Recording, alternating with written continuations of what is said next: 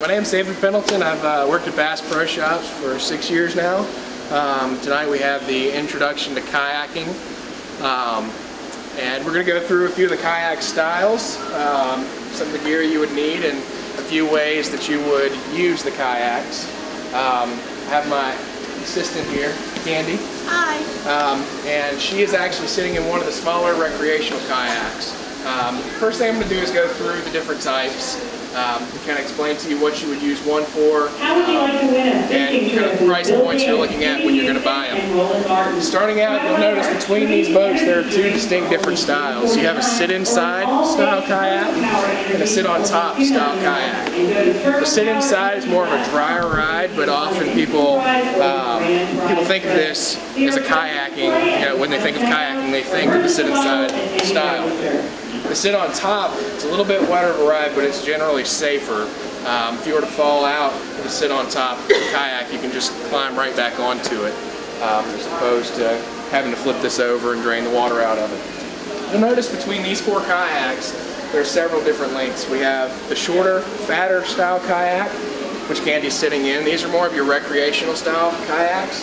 And we have the longer, narrower kayaks, which are your touring style kayaks.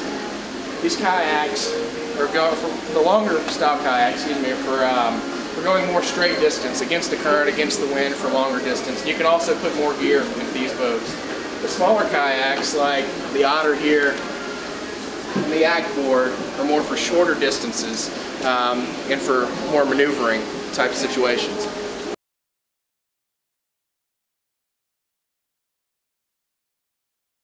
As you go up into the longer boats, you're gonna have a higher price point. These boats are gonna cost anywhere from $700 to $1,000.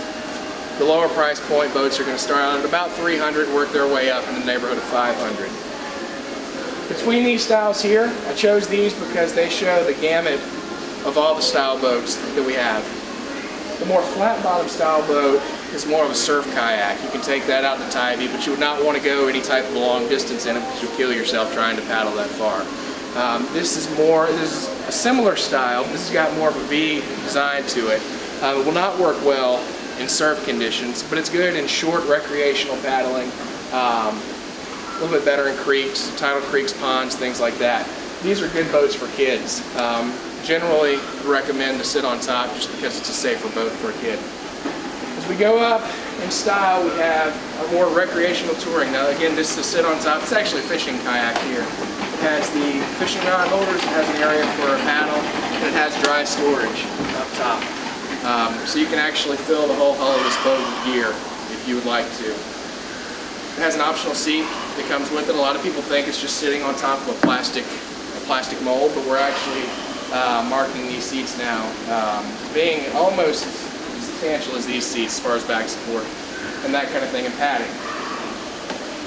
This is more of your touring style boat. It has dry storage in the front and dry storage in the back.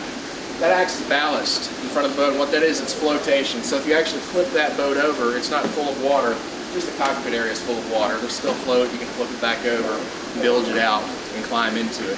Whereas the boat that Candy's sitting in, if you flip it over, there's a little bit of flotation in it, but the whole boat is going to fill up with water.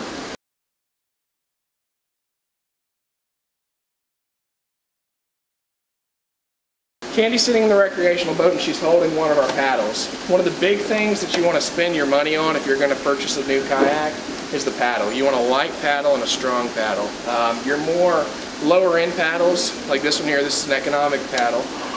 These paddles are actually, they're aluminum, but they're not as stable. If you want to push off in the sand, actually take a chance at bending these paddles. Candy's holding, this is a fiberglass paddle that's been wrapped with a carbon fiber coating on it. And as she's holding it, I'll just show you how to hold this here. You've got one end that has a bump on it. You feel it? Yeah. Right there. You have a loose end. The bump end is going to be your grip hand. Okay? Your loose hand, your other hand's loose. And you're going to rotate down. And when you do that, the top of your paddle, you're going to rotate down with your hand like this. You notice the top of your paddle up here is turned, cutting the wind like that. Then you're going to rotate your wrist backwards, like that, and you're going to come through. A lot of people have a difficult time at first doing this kind of stroke, but over time you'll actually develop it. A couple hours you'll actually be quite good at it, but it'll take the strain off of your wrist. People like to start out often with the paddles together where they're actually the same level and not offset. We always recommend they use an offset paddle when they go to kayak, and that's for the wind and for your wrist.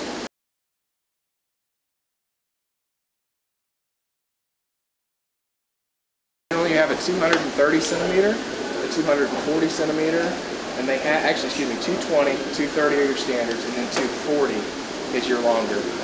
Depending on the person size and depending on the boat width is really the way you sell those out.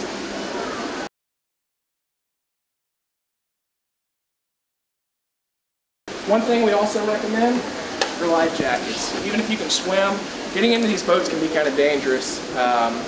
You can fall out if you're at a boat ramp or something like that. You can fall, hit your head, knock yourself out. And if you're by yourself, you're really going to be in trouble unless you have one of these. So a kayaking vest is different than a ski vest because it's cut much lower. It's not gonna ride up on you. It's not gonna chafe you, and you can go longer distance in it.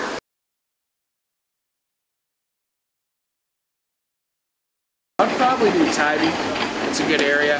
Skidaway Island, Skidaway Narrows. That's also a good area. And if you're just wanting to start out, a place like Lake Mare, Tom Triplett Park. You can use the same boats, but you don't have to tie the saltwater. They're all plastic. They have stainless steel fittings on them, so they're pretty much saltwater proof. You want to rinse them down like anything in saltwater, but